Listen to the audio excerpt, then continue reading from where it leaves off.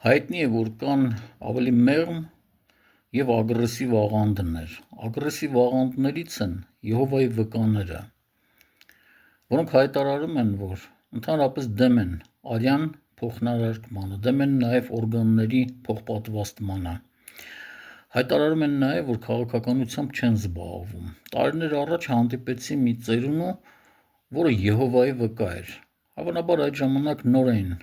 ձևավորվում Հայաստանում Եհովայի վկաները։ Մարդը ասաց, որ իրենք քաղաքականությամբ չեն զբաղվում։ Հարցրեցի, ասեցի մոտդ փող կա, ասեց կա, հանեց ցույց տվեց գումարը։ Ասեցի դու եթե այս երկրի փողը ծախսում ես, արդեն այս երկրի քաղաքականությունն է։ Ասեցի թոշակ ստանում ես, ասեց ստանում եմ։ Ասա այդ թոշակը այս երկրի քաղաքականություն վարելու շնորհիվ ես դու ստանում։ Նկատեցի, որ գրպանում նույնիսկ տրանսպորտում անվճար երթևեկելու տոմս կար։ Մի ժամանակ նման բաներ կային։ Ասեցի այդ տոմսն էլ, որ դու օգտագործում ես, այս երկրի քաղաքականությունն է։ Մարդը այդ պահին ոչինչ չասաց, բայց զգացում էր, որ խելացի մարդ է։ Դրանից ամիս կես հետո երբ տեսավ, համաձայնեց, որ ես